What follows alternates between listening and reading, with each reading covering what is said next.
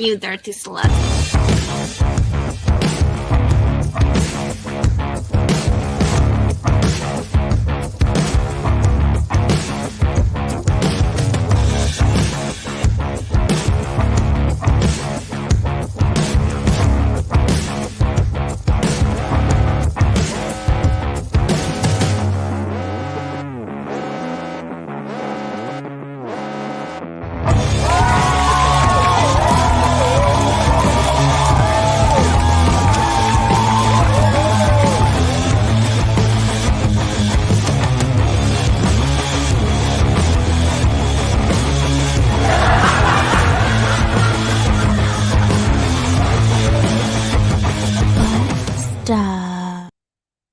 Oh, what an intro that was. That was awesome. Welcome back, everybody. Welcome back, Chad. How's it going? Welcome back, Chad. I'm back on the Chop Shop, ladies and gentlemen. Thank you for that amazing intro. I loved it. That was awesome. That was brought to you by Jamie from That One Time I Was Abducted by Aliens. Thank you, Jamie, for helping us. Oh my gosh. Thank you. Couldn't have done it without you. And one person that wasn't in the graphic there because she just wasn't sure that he was going to be here, and we weren't either. But we are blessed to have Mr. Big Willie. Hey, Mr. Oh Big my Willie. gosh, this is unbelievable. I don't know about blessed. That might be going a step too far. You guys are getting everybody tonight. I will say that new intro though made the camera angles hiding it, but I feel like my left nipple got. It made the Big Willie even bigger.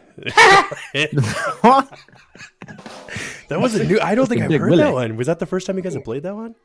Yeah. That was it, dude. We didn't even check it. We just Tried her out. Okay. Luckily, it was good. So, could've guys, been all three of us naked.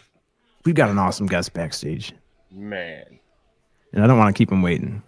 that's right. Mr. Kerry Day came to comedy late in life in 2019 on medical advice.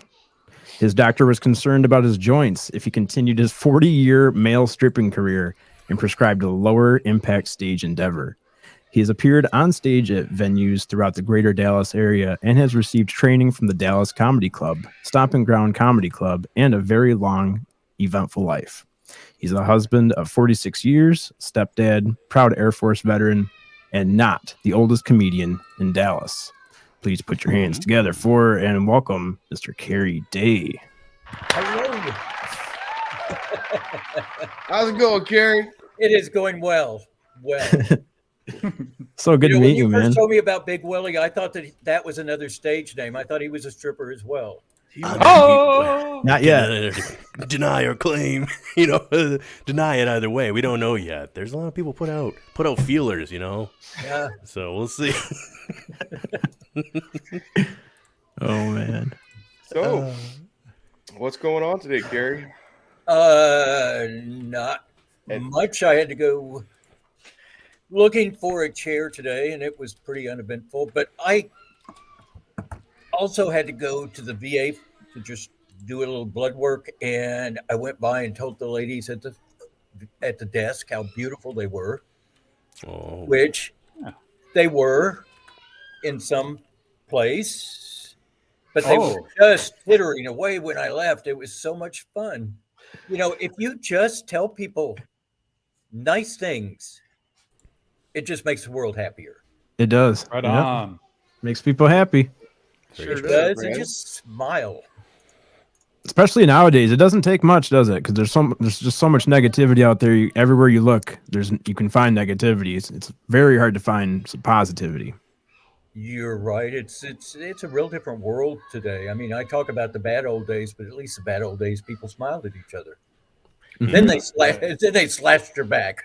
At least you got a smile at the beginning. I remember back in the days we used to be able to shake hands. Yeah.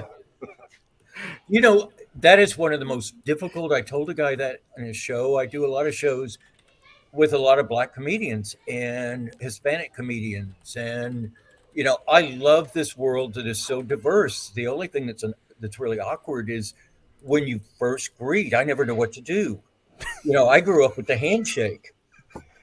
And these folks, I don't know whether we're bumping body parts or I don't know if we are putting our hands into different positions, and it's just weird. So I'm about to get a sling for my right arm, Just keep it in there at all times. but I do a great shoulder slam though. There you There go. you go.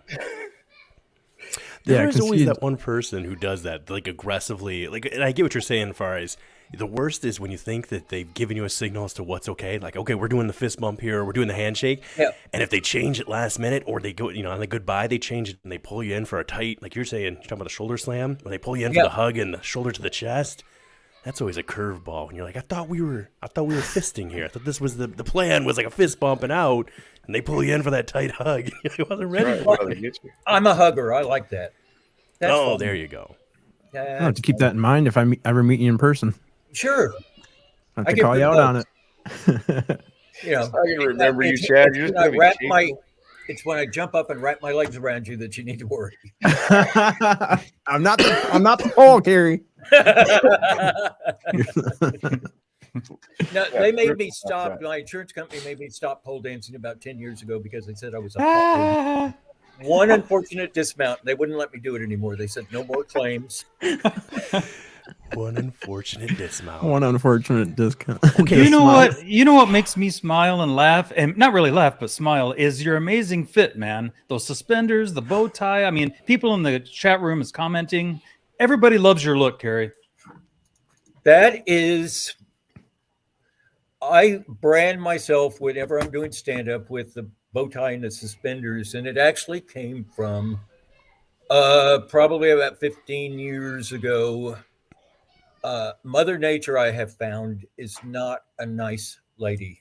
And as I was aging, I didn't realize it, but little ladies were coming up and asking me if I was Orville Redenbacher, or told me that I looked like Orville Redenbacher, which, by the way, is not a compliment. It's not something that makes you happy. So I thought, I don't want to pinch all these little ladies' heads off for saying that. So maybe I need to just surrender. And that's what I've done. However, I'm a hipster Orville. Ooh. Oh, yes.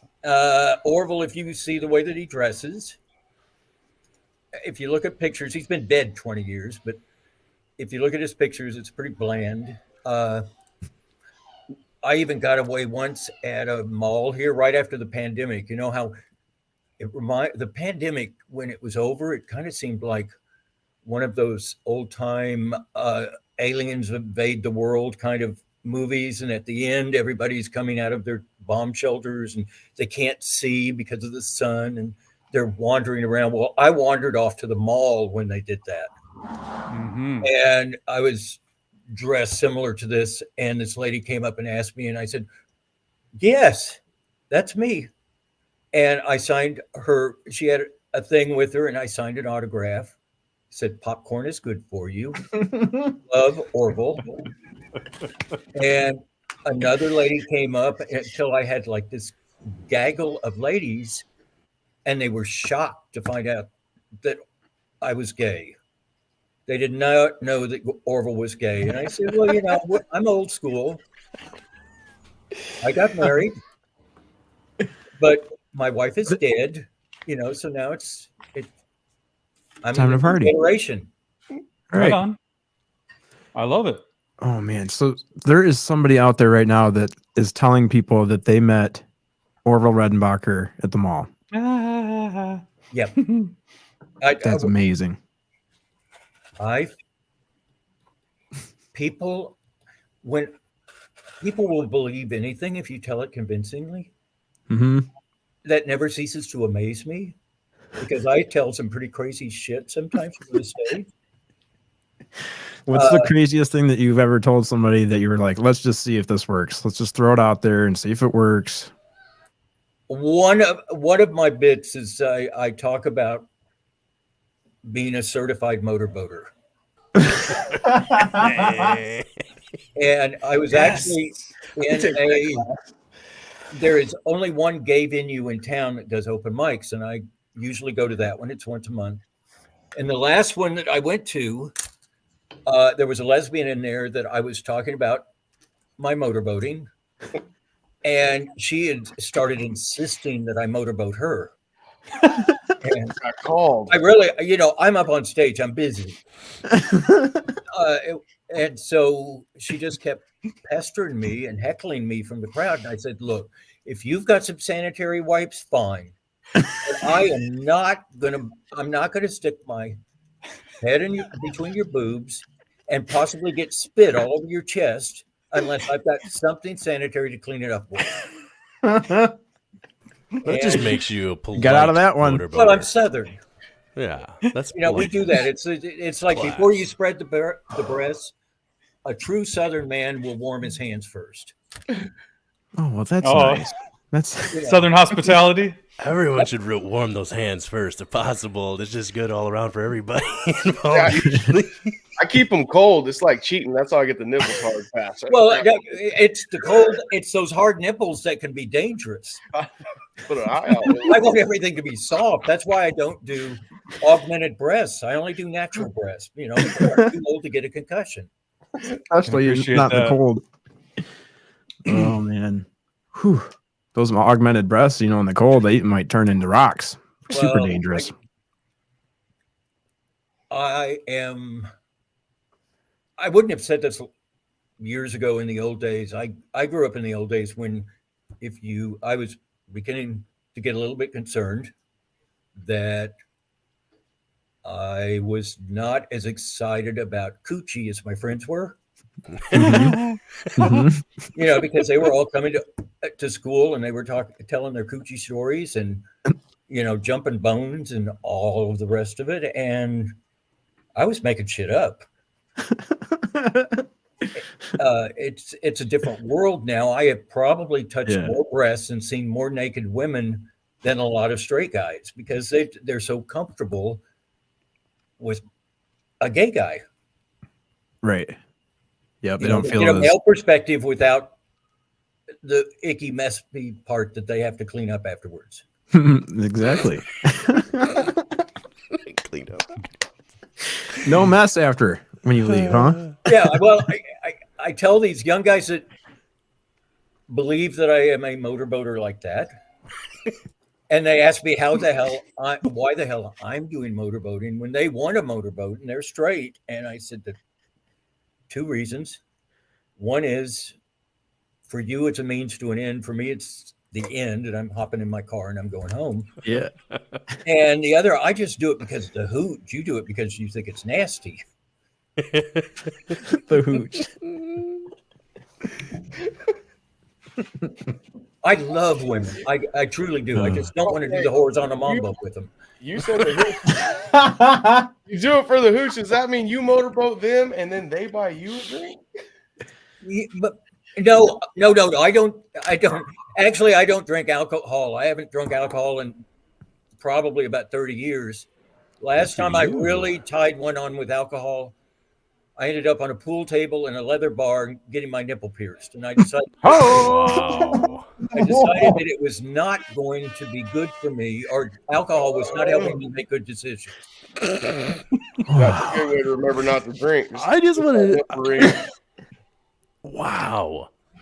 I didn't even know it was possible to walk into a bar and be able to walk out with a nipple pierced. I didn't know that was an option. Yeah. Because they're special. This boy knows this boy loves a bargain. Yeah. Chalkboard special was body piercings that night. Oh. $2 taco and titty piercing Tuesday or something. Taco Kitty Tila Tuesdays. But I'm too hairless. I'm too white for that to look good.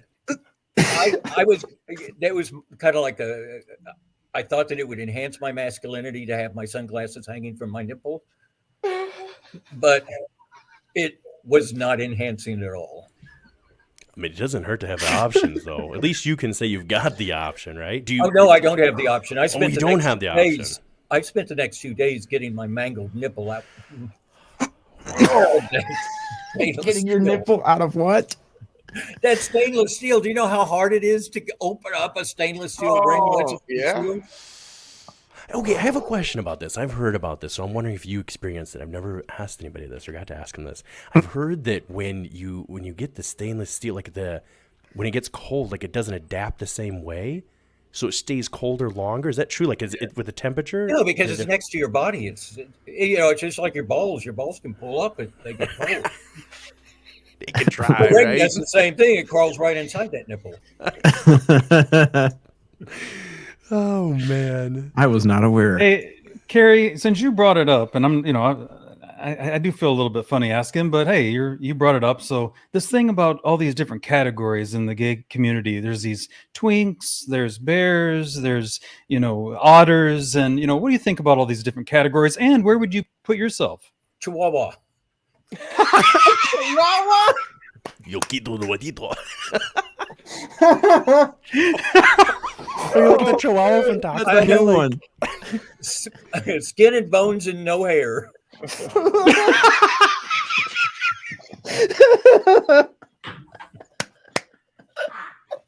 Is that even a category? It is in my book. I've never heard anybody else claim it, but I'm lucky that I have a husband that likes people that are different than him. There you go. Oh my god! And what category is the husband, if I might ask? I would say that he's a bear. That's hot. He's Thanks. got nice That's hot. hair in his chest. And Yeah, just tell me more. Tell me more. Big Willie. Oh wait, are we live?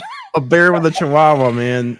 That's a hell of a. one of the observations I've made, and I don't know if this is true statistically, but I would say that most people that have male pattern baldness, most men who have male pattern baldness, tend to be hairy on their bodies.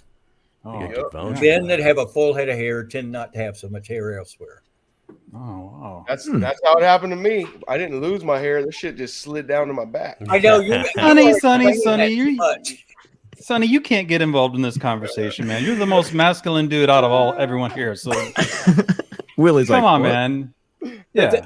One thing about gay people, which is interesting, that back in the day,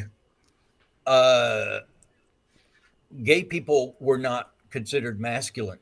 Man, there are some masculine dudes out there that are gay. There are some scary dudes out there that are gay. CrossFit.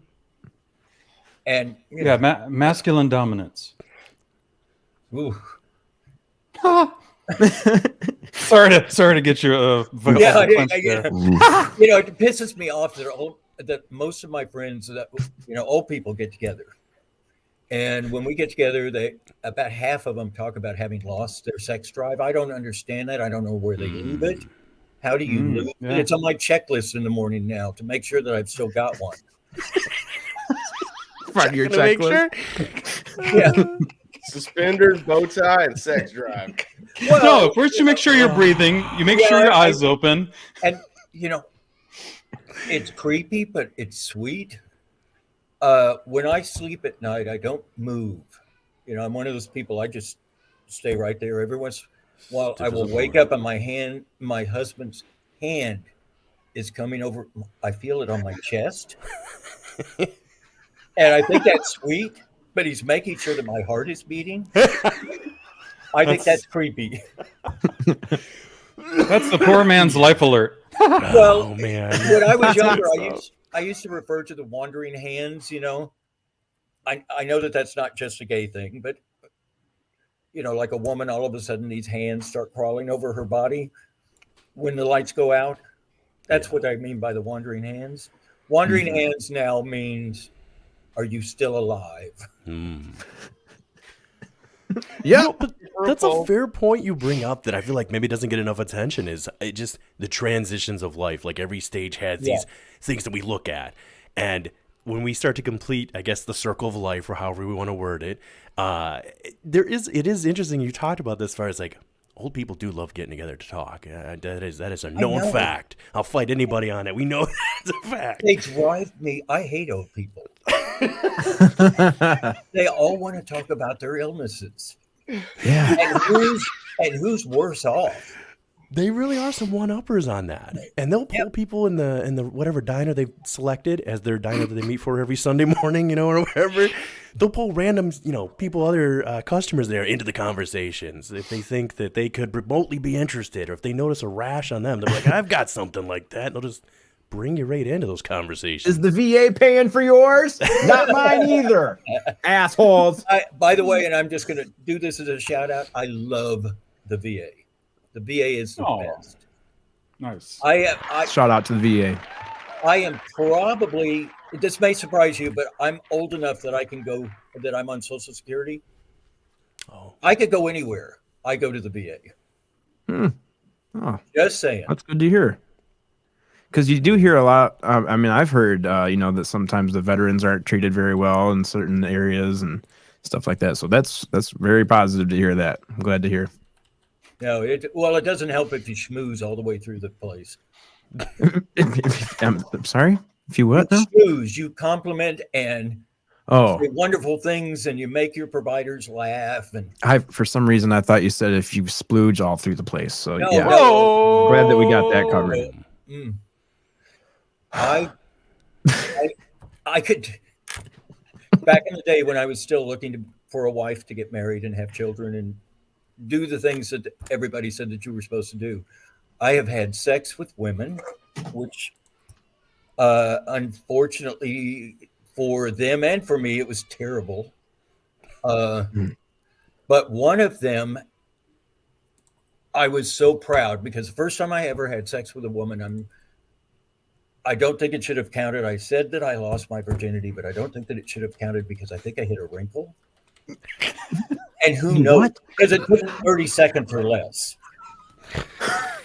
You hit a what? You hit a wrinkle? A wrinkle, a crease. The first crack you found? Kind of. It was a large woman. I had always heard that you just find the wet spot. It was a hot day. It was in Arkansas or in Nebraska, and everybody was wet all over. That's amazing. And so, the second lady that I had sex with, your father never tells you that there's absolutely no traction when you start going down the Golden Tunnel. And I thought I was sliding into the abyss, and I went, "Whoa!" How deep does this thing go? What is your love? And I said to her, she was not appreciative of the whoa, and she also did not appreciate my comparing it to a slip and slide. Wow. Those don't seem like all bad things, though. I feel like you can say "whoa" and a slip and slide. That's almost a compliment. I was so proud the third time because I got everything right. I put everything in the right place, and I lasted probably 2 to 3 minutes. These are solid numbers. Yeah, but then she asked me to head down south to have a little snack. And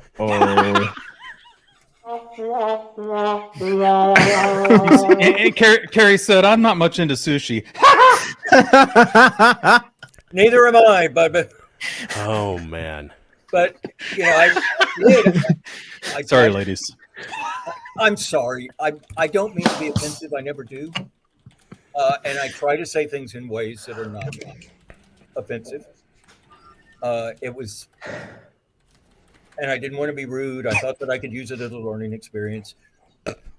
I tried. I didn't gobble. I just went down for a small taste.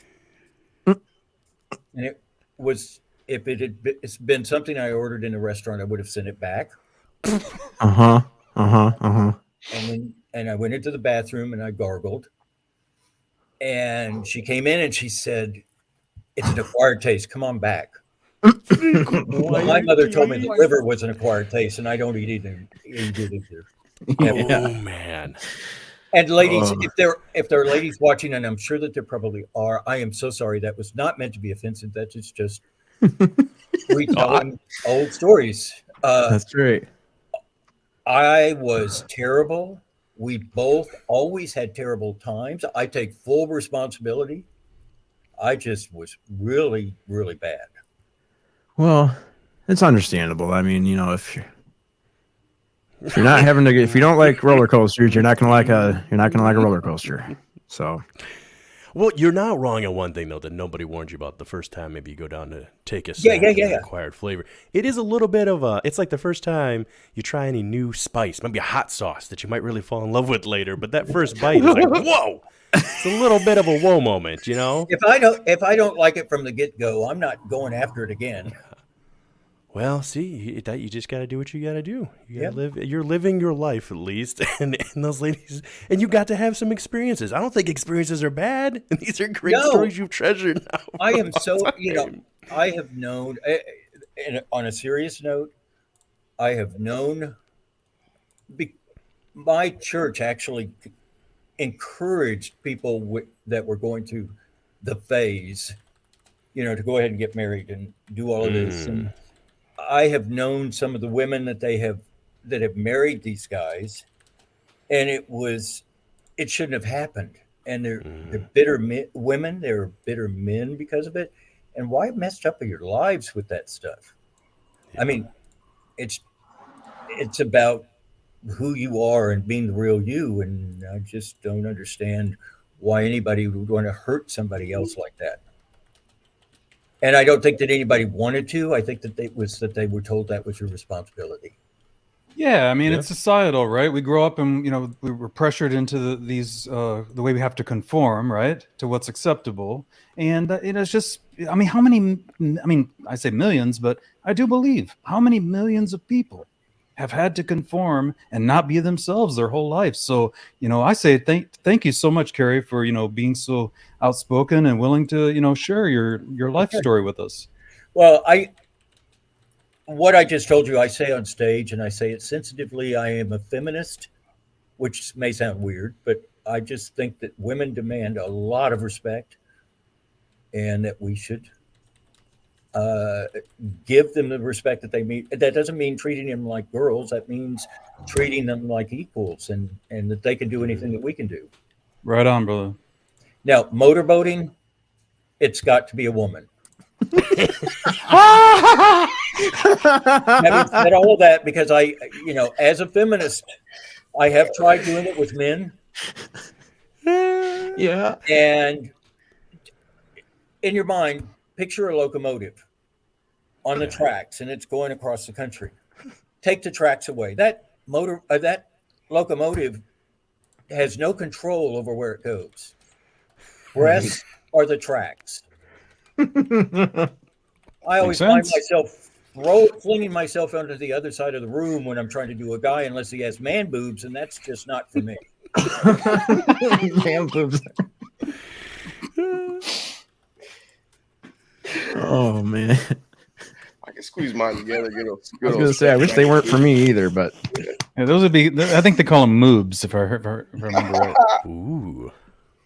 I cannot get past it. Brother, what's up? Ben from UFO Garage? Ben in the house. What's going on, Ben? Texas. Oh. Yeah, I guess I'm trying to think. What is okay? So, if I may inquire, your husband, does he have facial hair at all? Is that something you're into? Yes, he has a beard. He has a beard. Okay, so not like Big Willies. Well, this is different. This is not many do.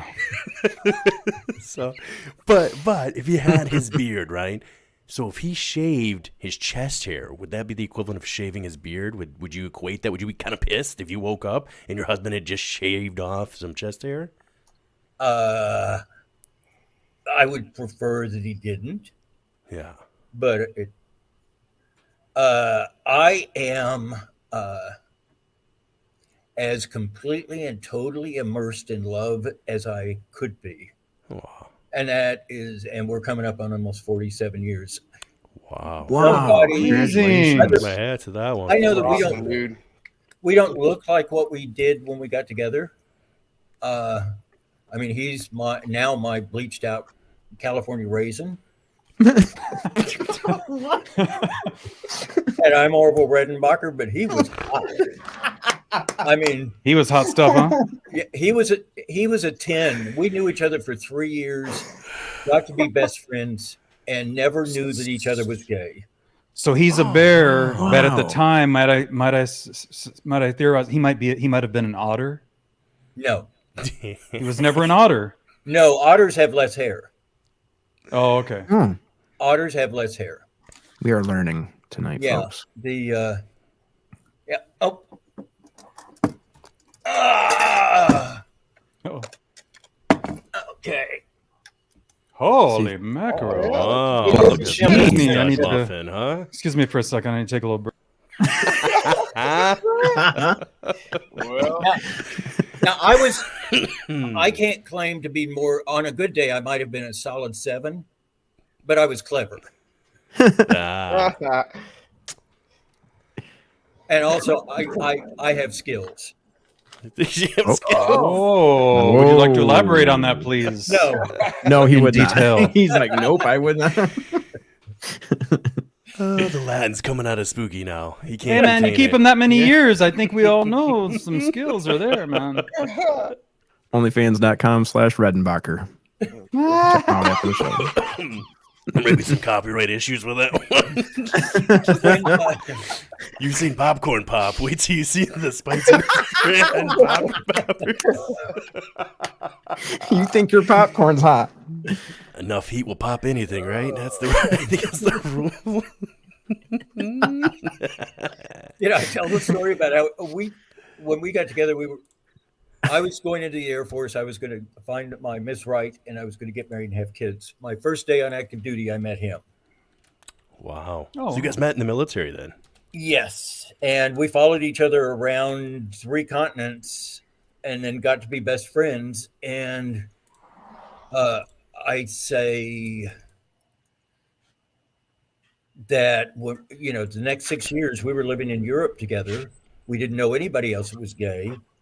During that entire 6-year period of time, we moved to Dallas. We met gay friends. We found gay restaurants, gay bars. It was really kind of exciting. We finally had people. Your dad doesn't talk to you about having sex with the guy next door. That's fair enough. And so we were finally able to talk to people about sex. We found out that we were doing it all wrong for 6 years. I'm gonna be, But Care to elaborate on that? I'm not supposed to No, laugh at that. our I'm so friends- sorry. I didn't mean to laugh. I don't know why I laughed. well, our friends took some of our suggestions. We took some of theirs. Well, Nice. makes sense. There was no internet. You're not wrong on this. This is even I don't know, rough age of all of us, over here on the left side of the screen here, or right side, depending on how you guys are watching it. We also came from a stage where there wasn't just the internet. The every availability to Google search anything you needed, or have even sometimes educated doctors giving advice on what could or could not be taking place didn't exist. You had to hope someone gave you a rough draft, or maybe you came across a good book, or you had to mustered up enough courage to go get something from the library to research. But even then, no one's ever pulled out a book from the library to research about making love and come away feeling great. But if you get the Birds and Bees edition from the library, it makes you want to walk away from all of it, usually at first. You get those black and white photos, they're like, childbirth is beautiful, and there's just, it looks like a scene from World War II sometimes. It's not good usually. It's not great. So you bring up a fair point, far as it's not like it was today. I mean, this was an entirely different, really, time for humanity as a whole, dealing with all this. So, but there it started in God's country, right in Texas, down there where Joe and Ben are at. Today, a kid wakes up in the morning and goes, "Oh, I might be gay. Let me go on Pornhub." He could do all of the research he needs. Fair, yeah. Right. Yeah, the internet opens up a lot of different routes like that. Mm-hmm. Or to be able to just connect with people and Yeah. have a And find community. them. Yeah. Mm-hmm. They used to, the personals used to be the internet. Oh yeah. The personals in the, what do they call those? The nickel, or the little things you used to find in grocery stores, the little newspapers. Mm-hmm. oh, Oh, like Thrifty Nickel. I know. what you're Yeah. talking Yeah, those used to be where you go to meet people. so can I inquire on that? So, because I remember these, going through my childhood, there'd be inquire. The farmer wanted somebody to bale hay or whatever that summer. You'd see these job openings. But if you were looking for somebody in the person, did you just literally put out here's my height, weight, and what I'm into for everybody to see, or how did that go? Was there like code words that you were gonna signal with, or how did that process work? I guess.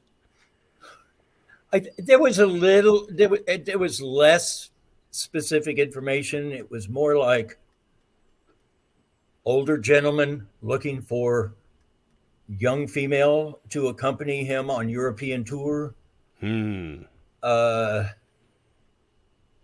for another couple to play bridge with and maybe stay after for entertainment afterwards. I gotcha. But you would put your number, right? You used to have to actually leave your phone number for somebody to contact you, right? So they had that information? No? No, what they generally did is you had a code, and what the person who was interested would write a letter to that code and then send it to the paper.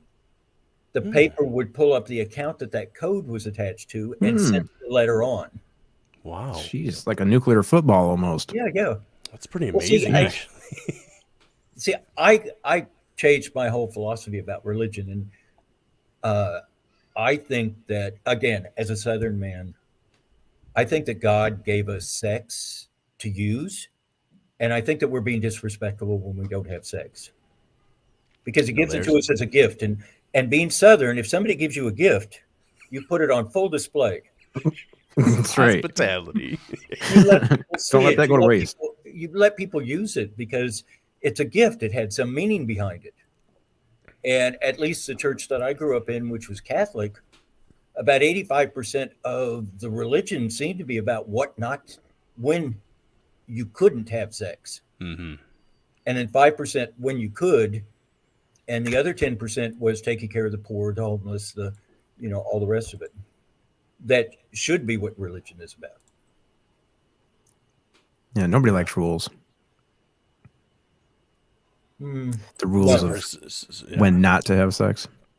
It depends on whether. No, I'm not going to go there. That was just. I need to not always say exactly what comes through my head. It's rough being live sometimes.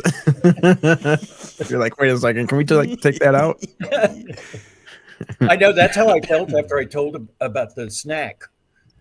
I thought maybe I should pull that back. We always have that option at the end. You never know. You never know. Well, we also always tell everybody too if they're on here. I mean, obviously this is Sonny's and Spooky. Well, I don't know. Collectively, this is a group of, but mainly Sonny started this channel here. Everybody who's in here knows most of us pretty well to know that we're pretty lighthearted people, and we usually just want to entertain people. We'll bring some interesting facts out sometimes and talk about stuff. But if you can, which you have the amazing opportunity to do this in your life, which I applaud you for doing, which is going and making people laugh. What a beautiful thing to be able to do in life. If that's your not, I wouldn't even call it your job. That's just what you want to do at this point. That is amazing. Making people laugh. I mean, I orgasm a little bit on stage sometimes. If I get enough, if I get enough belly laughs, because I measure comedy by the belly laughs that I hear. And if I get enough belly laughs, and I'll take them where I can get them. I get this warm feeling all over. And that's awesome. I love that. I was in a show lately, and I had my material ready, and I went out on stage. And what comedians, they give you a specific amount of time. They'll give you 15 minutes, or they'll give you 10 minutes, or they'll give you 5 minutes, and you are expected to stick to that amount of time that they gave you.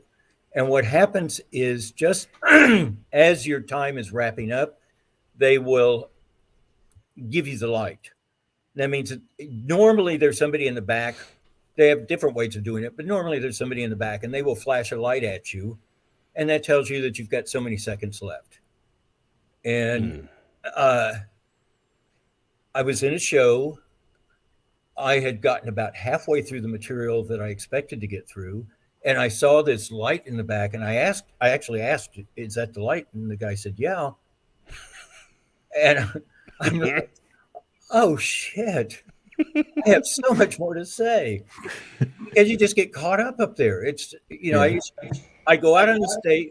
I go out on the stage terrified usually, and as soon as you walk out on the stage, all of that drops away because it's too late. If you're going to bomb, you can't practice, you can't do anything, so you might as well just let it go. And what I find is that I don't want to stop. Oh wow! As you guys have seen. Nothing wrong with that. But I think it is interesting what you're hitting on. They were talking about, I think it was actually Jerry Seinfeld talked about this one time.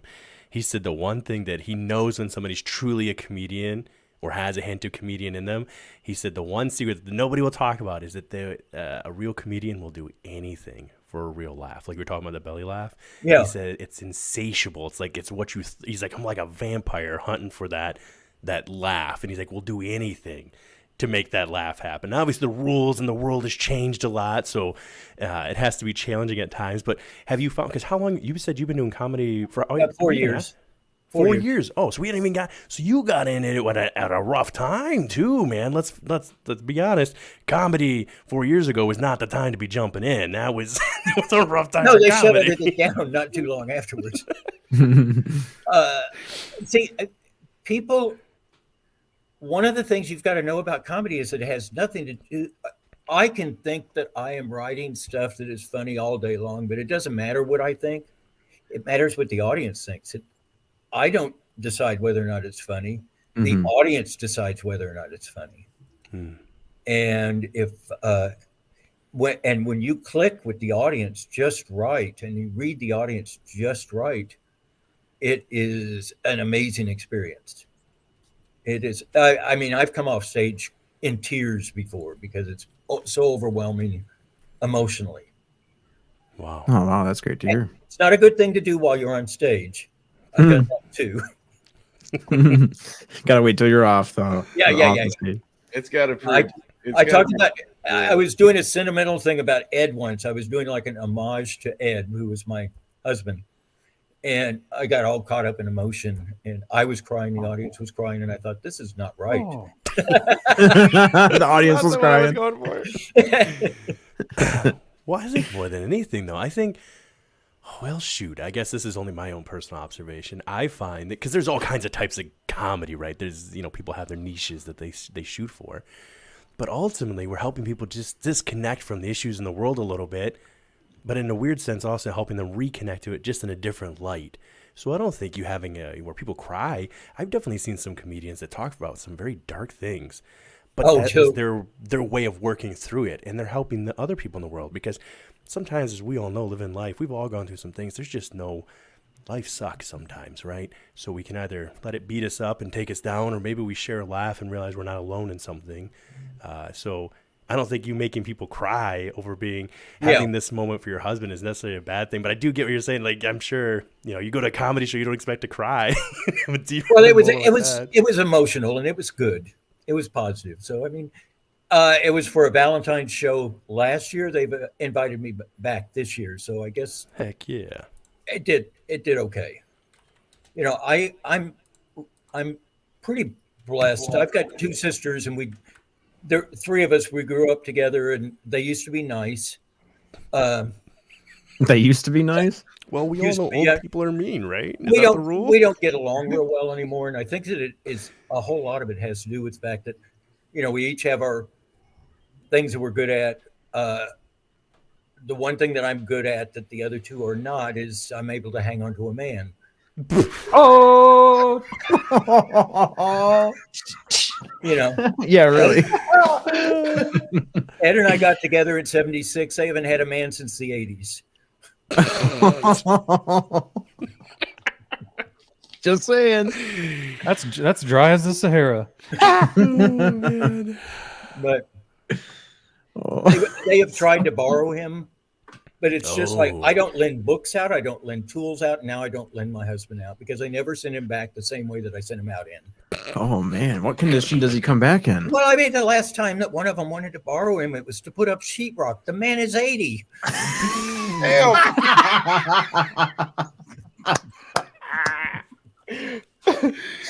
You gotta find a carpenter for that. That's hilarious. Man. Oh man. Well, if you don't mind me asking, obviously, Sonny, this is in Spooky History Guys' show, but I am a little curious just to bring it back up. So first of all, thank you for your service and everything that you did back in the day. But how did that go? Was that something you chose to go into, or is it just part of the, like, what was the deal on that? Because you went directly into the Air Force, correct? Yes, and it was actually part of a grand plan. Like I say, I was getting uncomfortable with the fact that my toes were curling because of Aramis and hairy chests, not because of not because of cleavage. And so I decided that right after college, I would go into the Air Force. I was going to enter into this testosterone-fueled environment, and it was going to make me want to get married and have sex and have children and on and on. That was a disaster from day one, like I said, but that's just the way it was back then.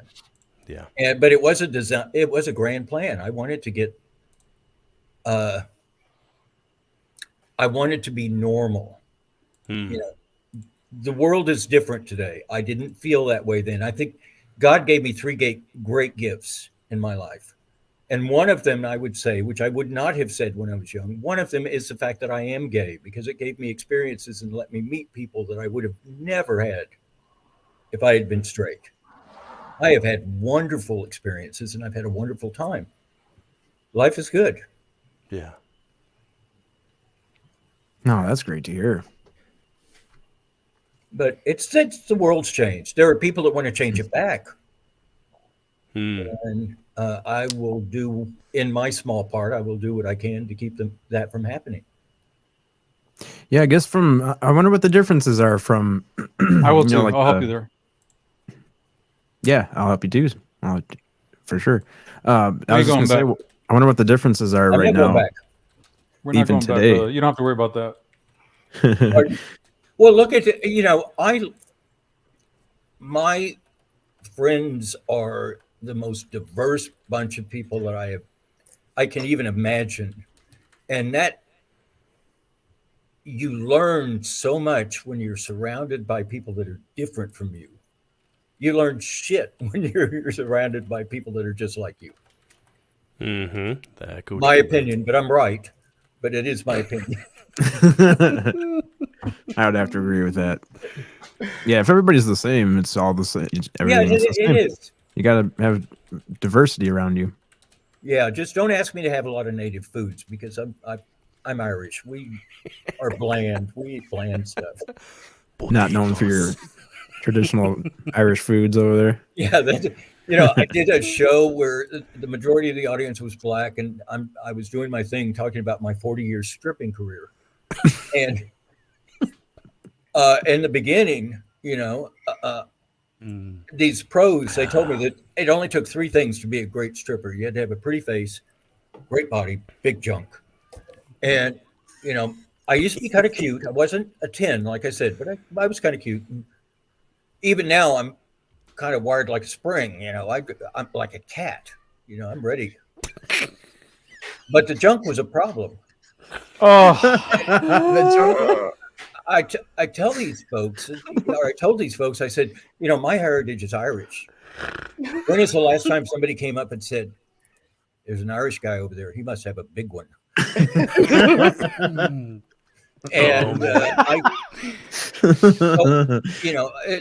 if there was a downside of my stripping career, I had a prosthetic device made that I could wear.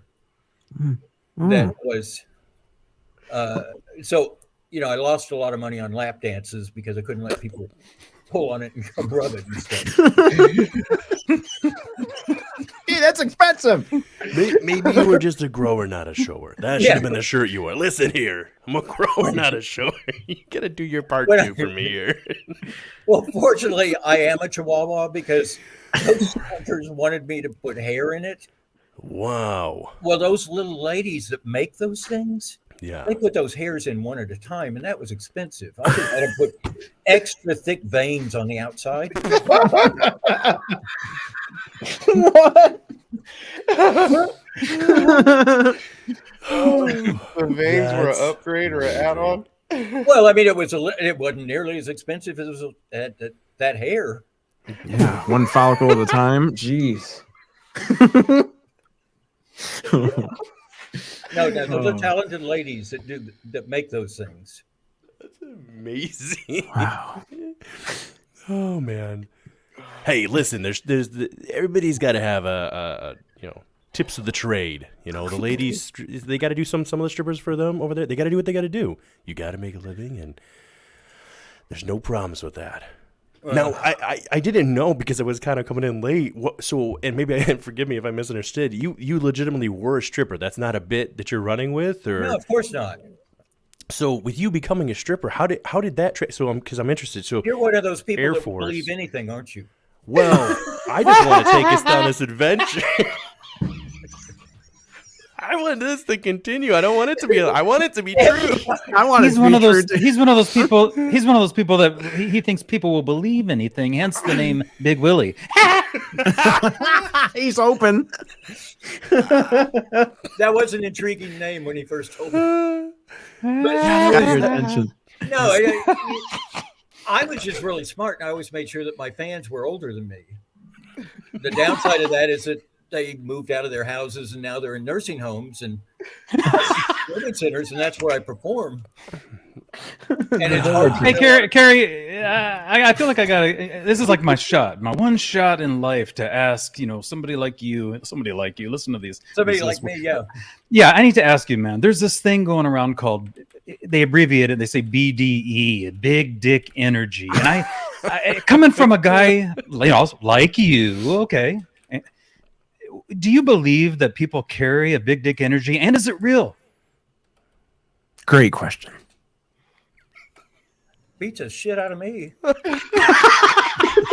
I've never had one, so I've never had that energy. You got to talk to somebody who has I'm talking to but you're not going to find me on any photographs. One of the things that I tell people, if they're going to put naked pictures on the internet, always leave the head off, body, face, but never in the same one. I do that because of shame.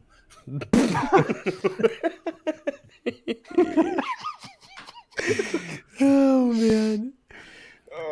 We have a son energy. Actually, and I told him he used to ask me for sexual advice, when he was in high school. Yeah.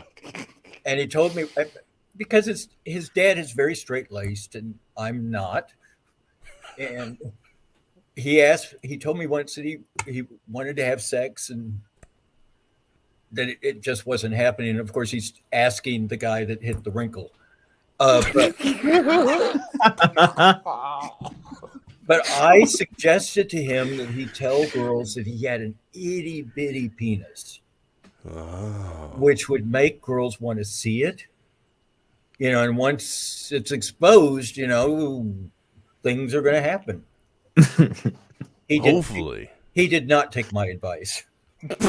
No. And he's done quite well, so. What I feel like there was a comedian said that years ago. He said his wife told him, she's like, it's a perfect size for me or something like that. And she said it's not about the size, it's about the motion of the ocean or whatever. And he was saying something along the lines of like, yeah, but even I know you don't get too far in a dinghy or a rowboat when you're in the ocean or something like that. I was like, oh my god. But I do think it's important for the as you've enlightened us to this evening. You said you've got skills, and I think the skills can make up for a lot of other things. So that's where it's at. I am sorry for the ladies out there that I only have a gay male experience, because I'd love to talk about. I'd love to round out what I have to say, but I only have that one side. I find this surprising too. Women will sometimes ask gay men about oral sex. They will ask for tips. And because I think that we have some kind of special powers, which maybe we do, but it's only because, They figure We're you got practicing. one, so you know what it wants. Yeah, we have the same equipment. We know what it feels. Yep. Kind of goes to reason there. Yeah. I just tell them that they should tell their companions that it frightens them when they feel a hand on the back of their head, and that it always makes their teeth come out. What? And you will have to figure that out. Their teeth come out. Yep. It's the only way to stop from gagging.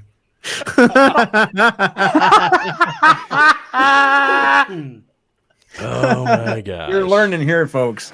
You are learning today. The more you know. This is 18 plus, Yeah. right? Oh yeah. Oh yeah, this has been 18 plus since the first time for sure. Yep. Okay. Uh-oh.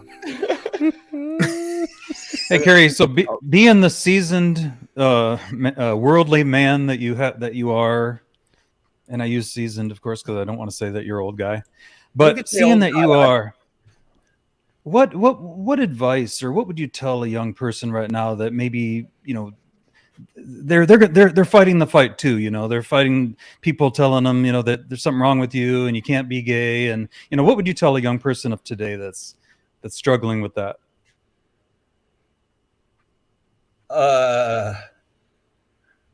The only thing that I know to tell young people, because it is so confusing, and I was a kid who wanted to fall in love and was looking to fall in love, and it just wasn't happening, and it was so frustrating, and so I was falling into but I was interpreting it as love. Just be patient and know that it gets better.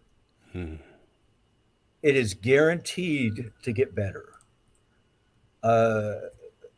The teens to the mid-20s are like the most confusing time in the world. Yeah, absolutely.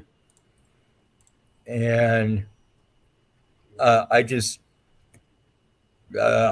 think that, and it's hard to be patient because you want things so bad and everything's coming at you so quickly. But I empathize with them, but there's not a lot of good advice other than just know that it's going to get better. Yeah, that it's going to get better. That's right. And that's what and I think that could be said about so many things about life. People struggle and they don't know, they're so worried about the future and what's going to happen. And one of my favorite questions that people throw up sometime on Twitter, and they get thousands of responses, is, if at the age you are now, what would you tell your 18-year-old self, what advice would you give yourself? And so many people respond the same way and say that they would tell themselves to stop worrying so much. Yes. Stop worrying because things are going to work out. Yeah. When I was in high school, I was terrified because I was so deep in the closet, and because I didn't want anyone to know this horrible thing that was happening to me, that it made me really lonely. And even though I was surrounded by people, that I was making things up, and I was not telling what was going on in my life, and I wasn't telling them what my fears were. But I didn't have anybody to talk to, and that's horrible. And today there are places where people can go. Unfortunately, there is scum on the earth, and they need to be very careful about where they go for help, because some people will take advantage of them, which I talk my talk, but I would never hurt or take advantage of anybody. And I just hate to see other people do a lot. Yeah, I didn't want to bring the mood down or anything, but I just felt like this was opportunity that we could get some of that wisdom that that is a lot of wisdom there.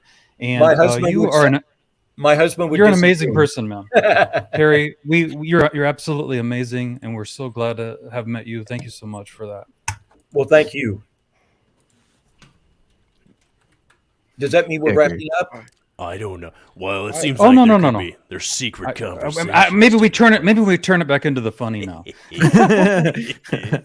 No, I could go both ways, and often have. Oh, Whoa.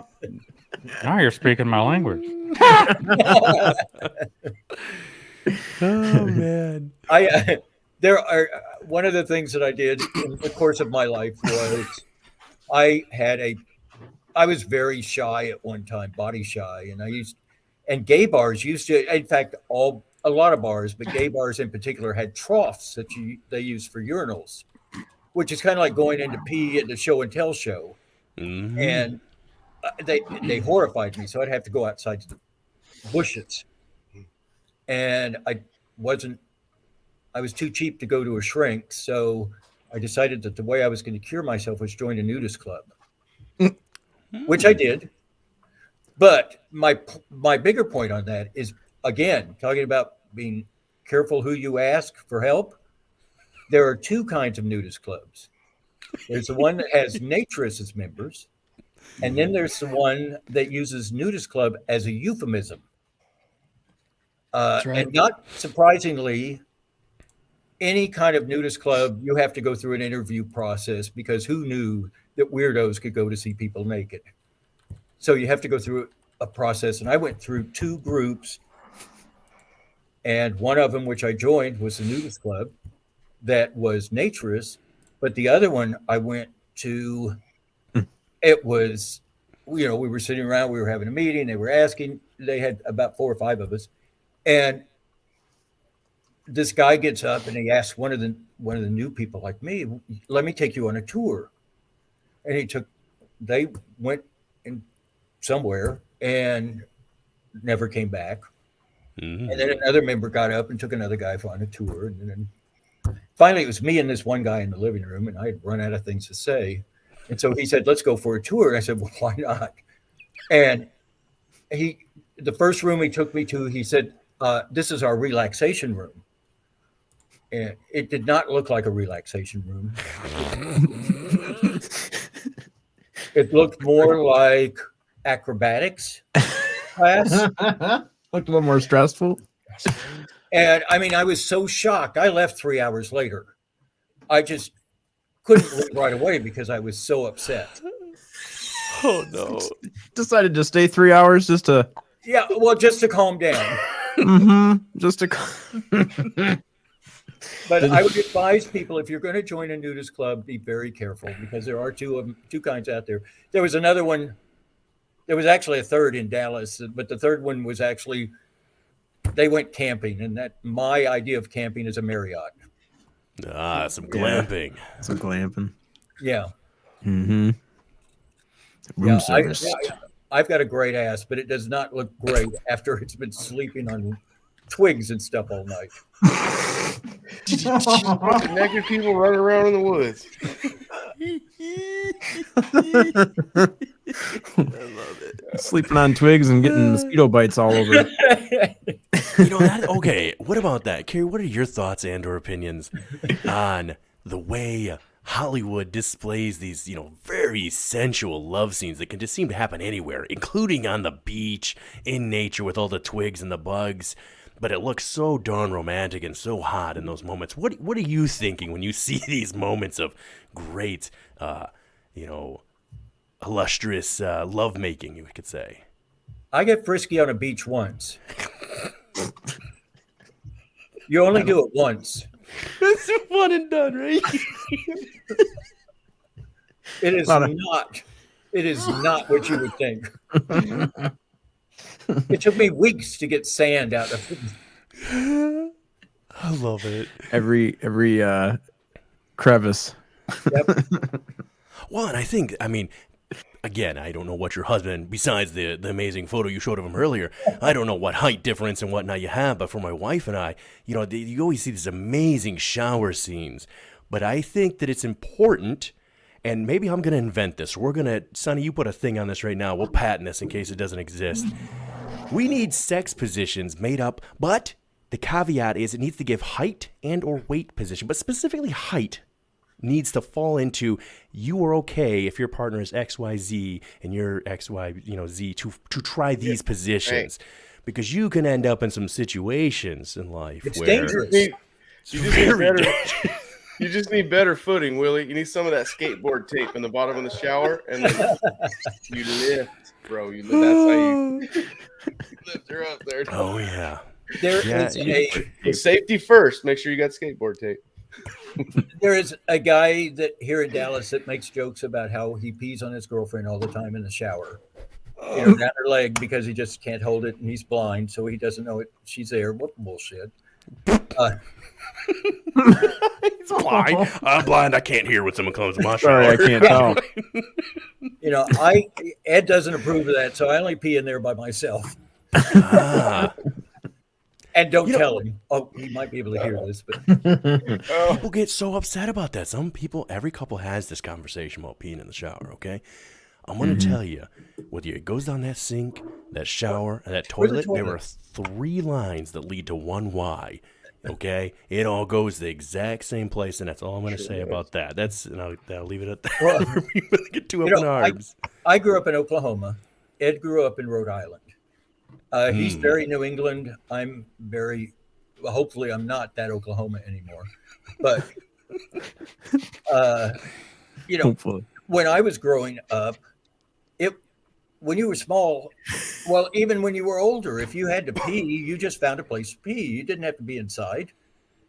And Ed doesn't understand because I rarely approach, when I do my comedy, I rarely approach old man stuff. But one of the things that you can almost always expect old men to talk about is how often they have to pee.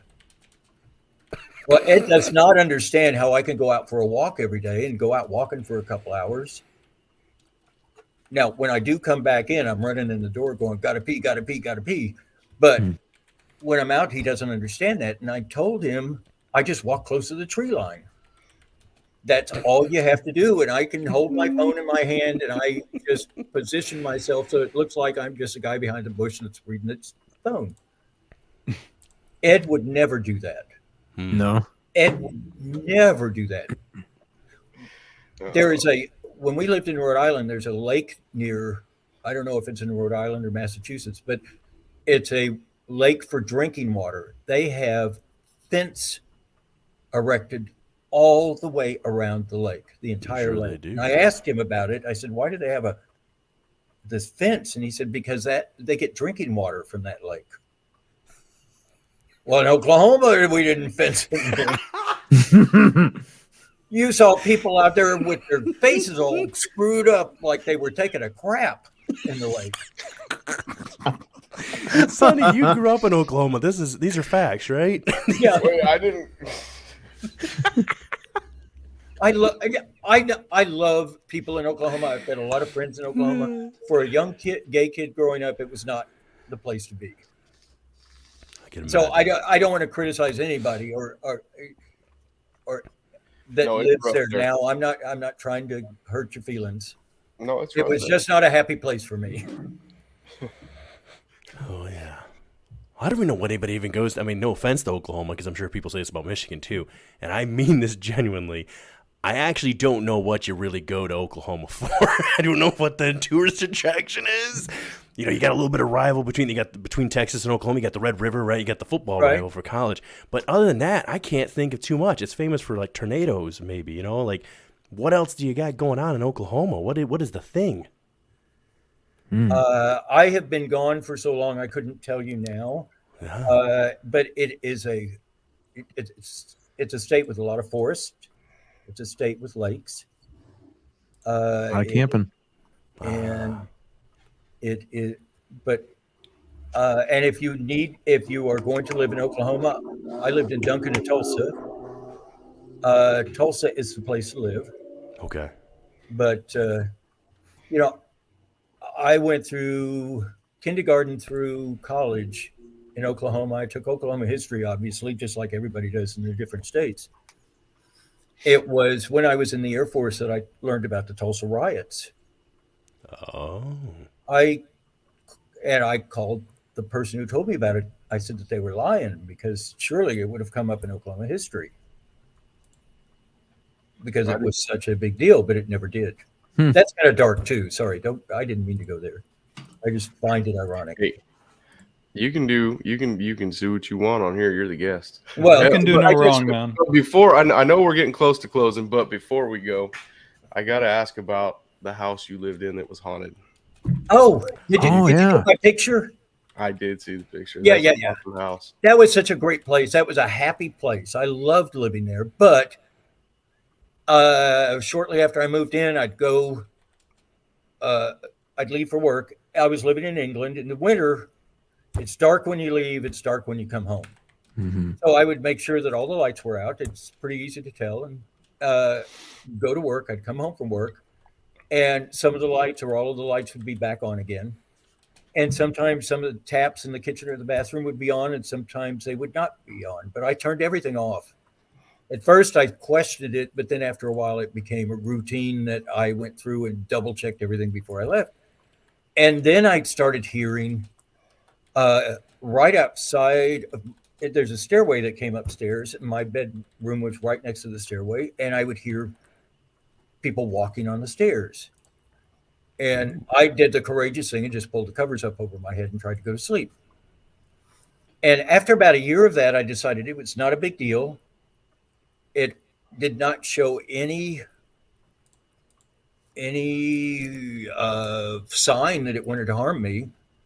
So we would just coexist there until I came home one day, and I was in the military, and I hate to iron. I mean, we haven't had an iron for 20 years.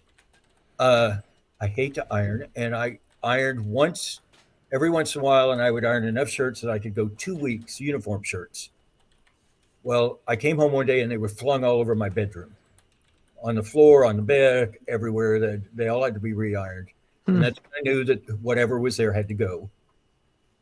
And a friend of mine had a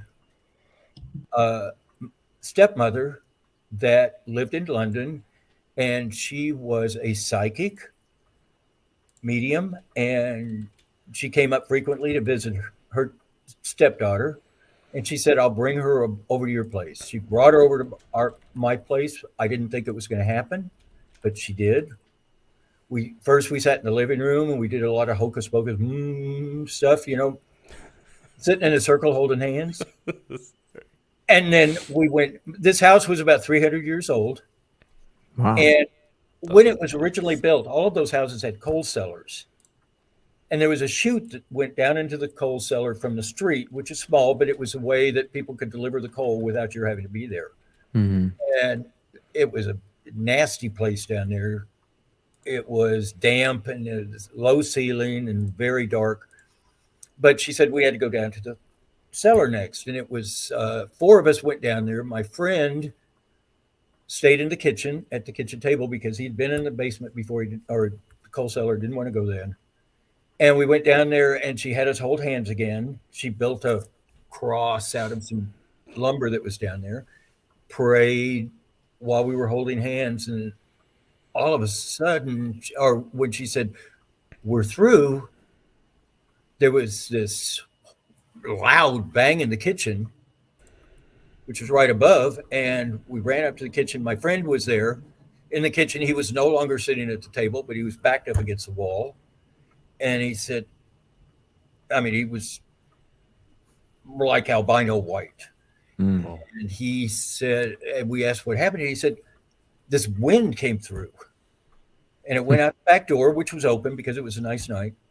And the door slammed behind. And it slammed so hard that when we got up there, the glass window was still vibrating. And the lady said, oh, she's gone now. But she said it was a spinster who had lived there a couple of 100 years ago.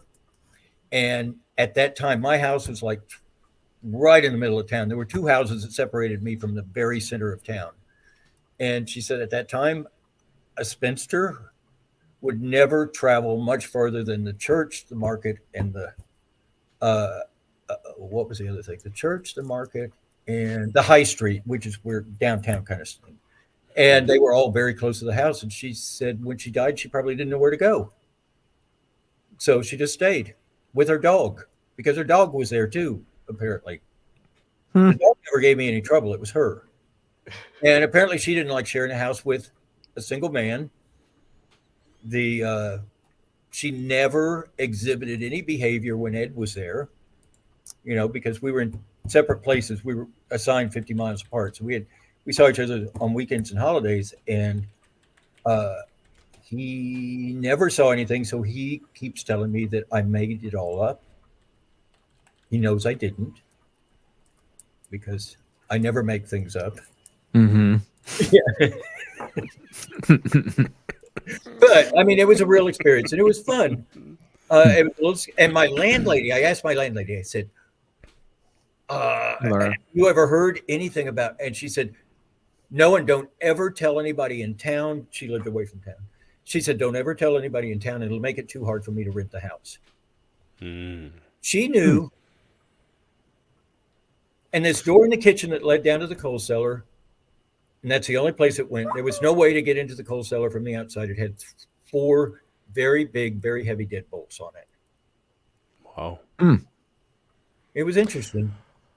Kerry, I'd be interested to see what you think about this, because I was just discussing this the other night with somebody who was saying, I had this random thought, which I occasionally have these random thoughts. No. Oh, these random thought. In my mind, I was like, okay, imagine you made somebody a promise that you'd do something on your deathbed. You'd remember them, or you do something, right? And then the death angel, or whatever this thing is, whatever you believe in, is taking you to the other side.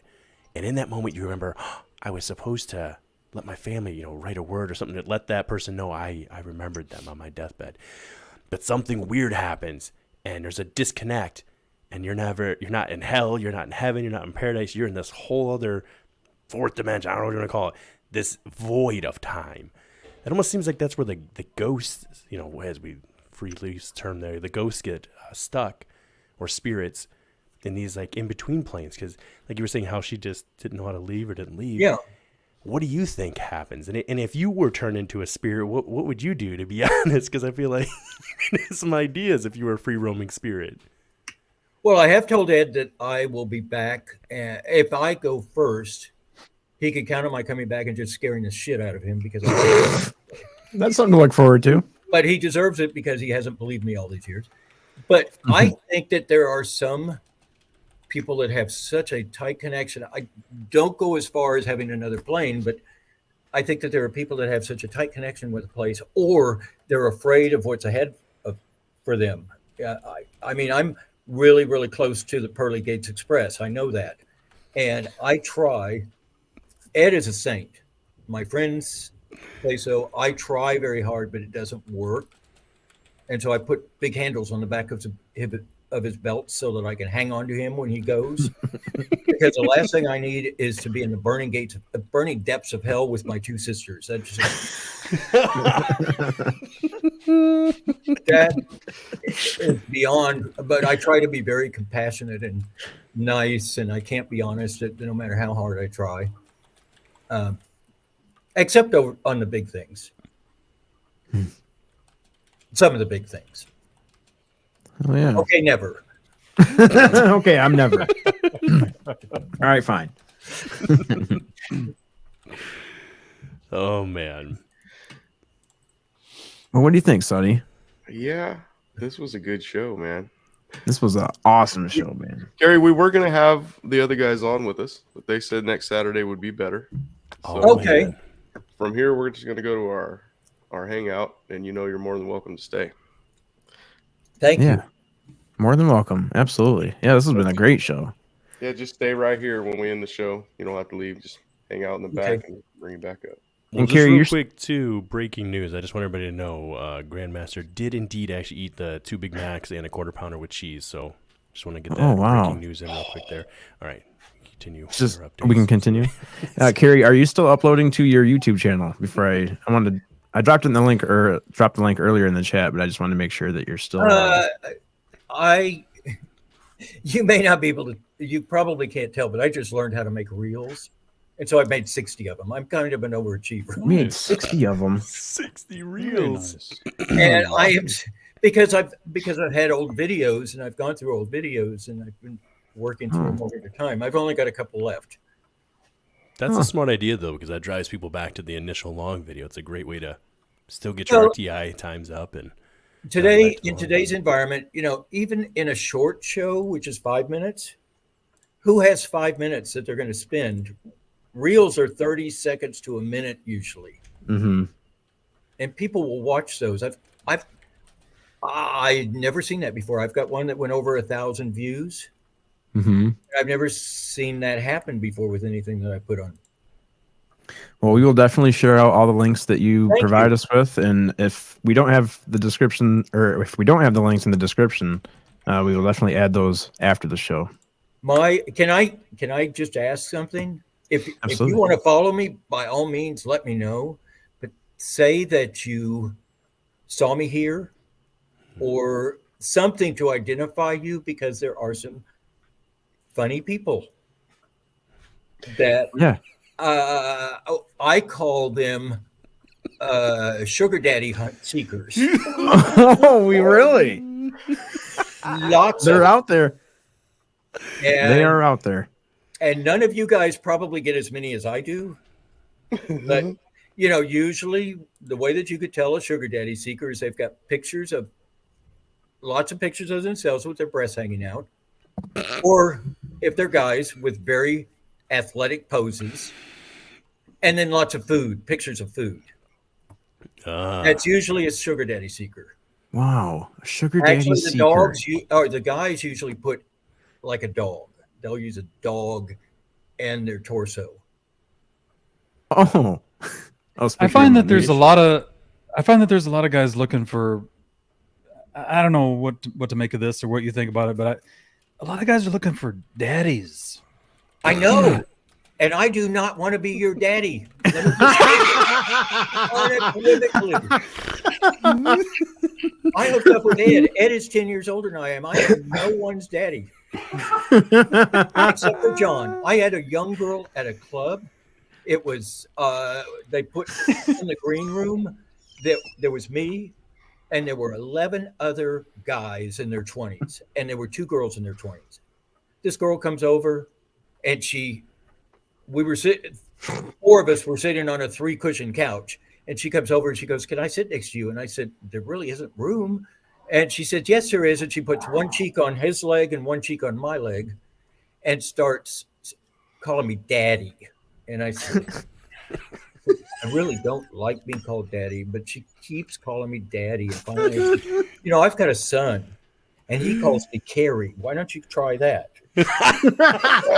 And she keeps up. And next time she calls me daddy, she's rubbing my knee. And I said, "Darling, unless you've got a dick hiding under that skirt,